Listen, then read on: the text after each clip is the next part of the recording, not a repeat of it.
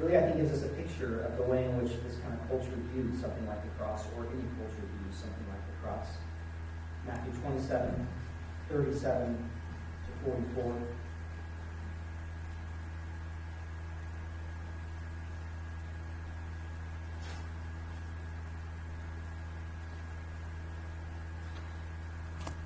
Over his head they put the charge against him, which read, "This is Jesus, the King of the Jews." And 2 robbers were crucified with him, one on the right and one on the left. And those who passed by derided him, wagging their heads and saying, "You who would destroy the temple and rebuild it in 3 days, save yourself.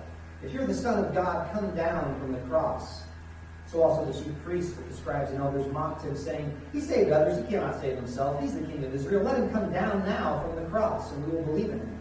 If you trust in God, let God deliver him now if he desires him, for he said, 'I am the Son of God.'" And the robbers who were crucified with him also reviled in the same way. "You're the Son of God. What are you doing on a cross?" It makes no sense in worldly power. But the message and the way of Jesus is one of cross. That is the symbol of Christianity.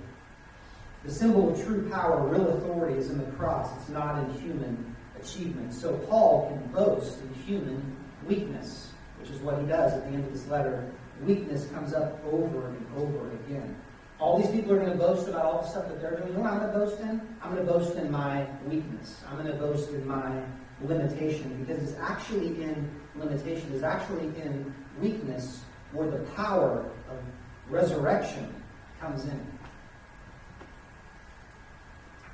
And so Paul knew, as Eugene Peterson put it, you don't become more spiritual by becoming less human.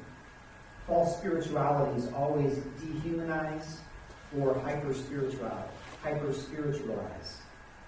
They're either seeking to make the human, the bodily side, less important, kind of something that you avoid, or always emphasizing super experience, moving on to the next and greater thing.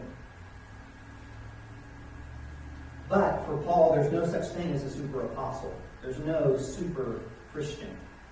There is living the way of the cross. There is boasting in weakness.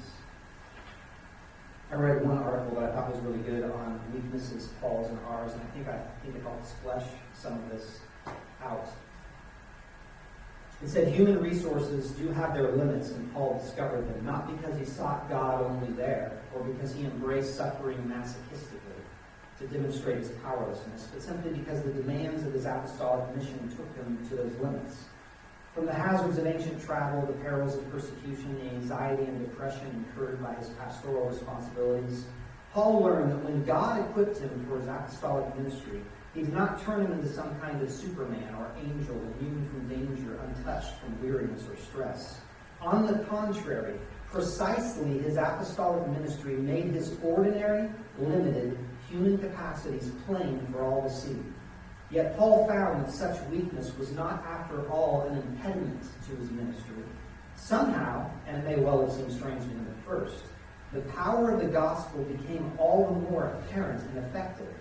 There's nothing groveling about Paul's recognition of this. He does not pretend to be a miserable worm in order to let God be God. He simply sees that he is human, not superhuman, and need not step outside his human weakness in order to be an apostle of Christ.